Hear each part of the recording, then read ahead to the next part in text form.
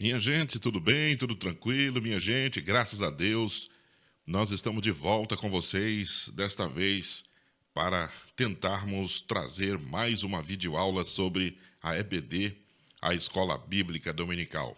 Restante das lições da revista anterior, eu não consegui gravar mais devido a muitas ocupações, muitas coisas na igreja, na obra, envolvido com muitas coisas, mas eu vou tentar, daqui para frente, colocar um vídeo por semana que corresponde exatamente a uma lição por semana. E também a questão do cenário que vai mudar, né? O cenário não é mais aquele mesmo, então a gente vai tentar fazer a nossa videoaula desta maneira. E esta semana, precisamente no próximo domingo, nós vamos estudar já sobre a segunda lição desse novo trimestre, que vem falar sobre a mordomia, né? A primeira lição já tivemos, falou sobre mordomia, e agora a segunda, a mordomia do corpo. Nós vamos falar sobre a mordomia do corpo. Registrado a referência bíblica, está em Romanos 12, verso 1. Rogo-vos, pois, irmãos, pela compaixão de Deus, que apresenteis os vossos corpos em sacrifício vivo, santo e agradável, que é o vosso culto racional. Esta semana estaremos falando sobre as partes principais e vamos falar das três partes, que são elas: a dimensão material do corpo, segundo lugar, a dimensão espiritual do corpo, e em terceiro lugar, o culto racional e a mordomia do corpo. Objetivo geral: expor a mordomia do corpo cristão sob o entendimento bíblico de que somos templo do Espírito Santo. Precisamos entender isto aí. E os objetivos específicos: explanar sobre a dimensão material do corpo, elucidar a dimensão espiritual do corpo e, em terceiro e último, correlacionar o culto racional com a mordomia do corpo. Então, começamos aqui com a nossa introdução. Nesta lição, estudaremos a mordomia do corpo. Nela, destacaremos o valor espiritual e a grandeza da obra criadora de Deus. A Bíblia mostra que o Criador fez o homem do pó da terra, dando-lhe vida e tornando-o sua imagem e semelhança. Quando compreendemos essa verdade bíblica, tornamo-nos responsáveis pelo zelo do nosso corpo perante o Criador, pois, segundo a sua palavra, o corpo do cristão é templo do Espírito Santo, em 1 Coríntios, capítulo 6, verso 19. Então, em primeiro lugar, a primeira parte principal, a dimensão material do corpo, a formação maravilhosa do corpo. A Bíblia relata a criação do corpo do ser humano. Essas passagens de Gênesis 1, 26 a 28 relatam muito bem. Então foi uma obra maravilhosa, poeticamente expressa nas palavras do rei Davi.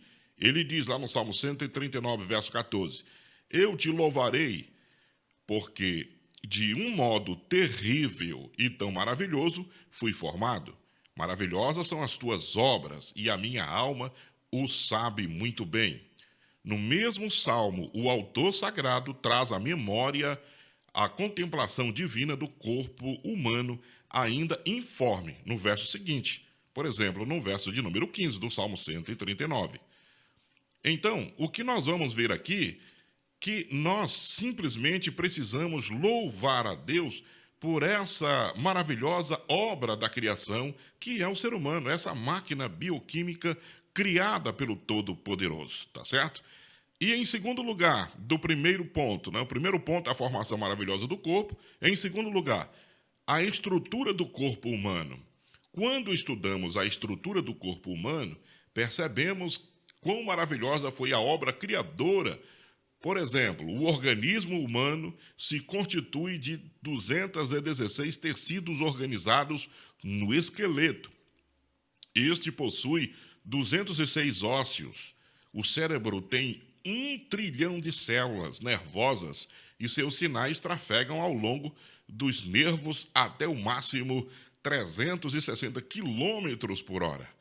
Então, o ser humano tem umas características, umas minúcias muito loucas, né? Você possa aprofundar mais na lição para você ver esses detalhes. Agora, em segundo lugar, segunda parte, A dimensão espiritual do corpo. Vamos lá. O corpo segundo as Escrituras.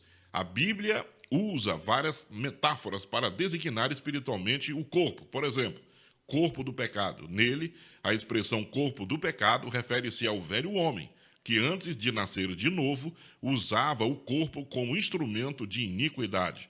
Um corpo que se corrompe, adoece e envelhece. Outro detalhe é sobre casa terrestre. Esse corpo é casa temporária, a morada passageira, visto que nesta terra somos peregrinos e forasteiros, como diz em 1 de Pedro, capítulo 2, verso 11. Também nós vamos ver na dimensão espiritual, nós vamos verificar o templo do Espírito Santo. Essa expressão aparece numa pergunta retórica de Paulo, em 1 Coríntios.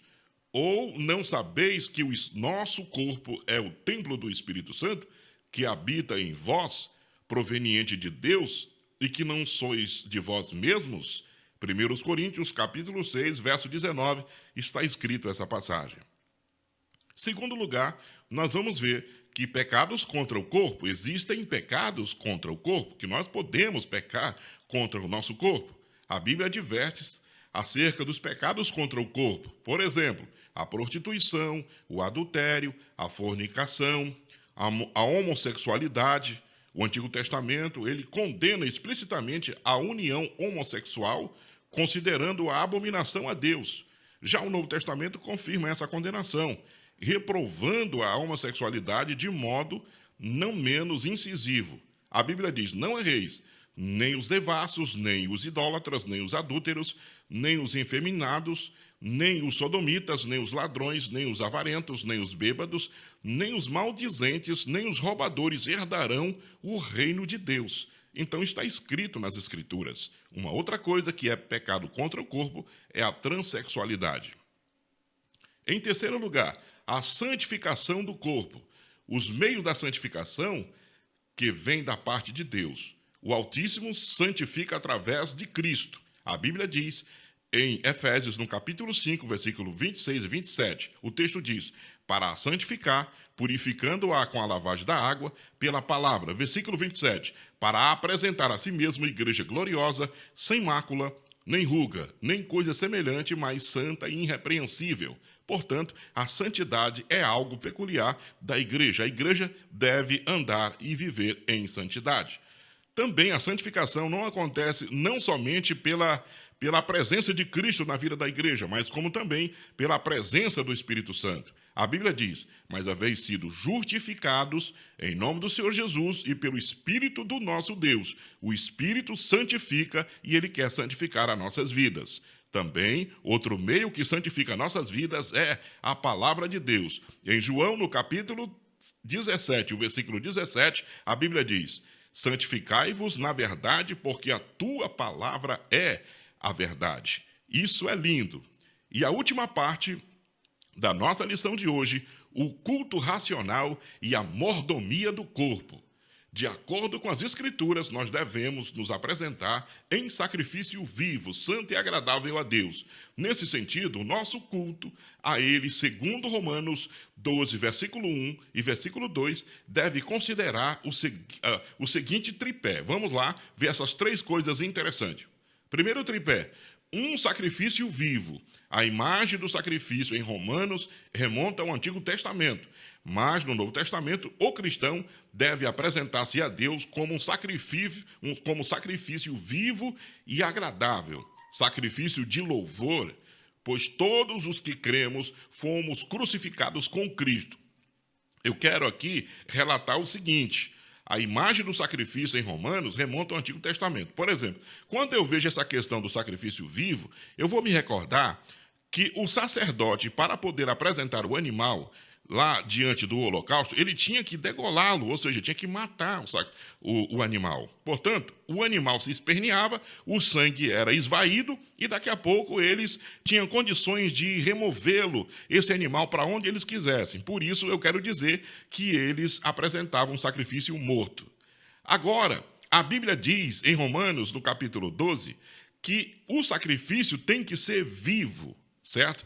Quer dizer, isso aí nós vamos ter um entendimento que isso vai falar da nossa consciência, da nossa obediência a Deus, né, que temos que apresentar o nosso sacrifício vivo, agradável, sacrifício de louvor, pois todos os que cremos fomos crucificados com o Senhor Jesus.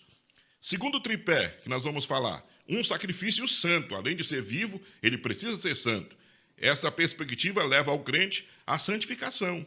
E uma vez que ele coloca como sacrifício vivo, demonstra pertencer a Deus, consagrando-se inteiramente ao Pai, para viver uma vida santa e pura no corpo, na alma e no espírito. Uma vida santa é um culto ao Senhor, é um culto inteligente. Terceiro tripé, um sacrifício agradável. Oferecendo-se em sacrifício vivo, o salvo é visto pelo Senhor como oferta agradável, valor. Uma das coisas mais belas da vida cristã é quando a nossa vontade está alinhada à vontade de Deus. Esse é o verdadeiro estágio de total entrega ao Pai. Com certeza, um milagre irá acontecer na sua vida. A imagem de sacrifício demonstra didaticamente em Romanos 12 e ensina como deve ser a nossa mordomia do corpo espiritual e material também. Ela passa por uma mente renovada, não conformada com o material, não conformada com o espírito deste mundo, com as coisas materiais deste mundo, em que o cristão é instado a viver em sacrifícios cotidianamente. Assim, o nosso culto racional acontece e se transforma em um culto inteligente. Para concluir o nosso assunto de hoje, o nosso corpo tem uma dimensão material e outra espiritual. Nesse aspecto, a palavra de Deus tem orientações diretas sobre o perigo do pecado contra o nosso corpo e a necessidade de vivermos em santidade diante de Deus. Assim, para glorificá-lo, precisamos apresentar um culto racional a Deus, apresentando-nos em sacrifício vivo, santo e agradável ao Eterno. Que Ele nos faça mordomos fiéis de seus bens, tão preciosos em todo o nosso espírito, alma e corpo.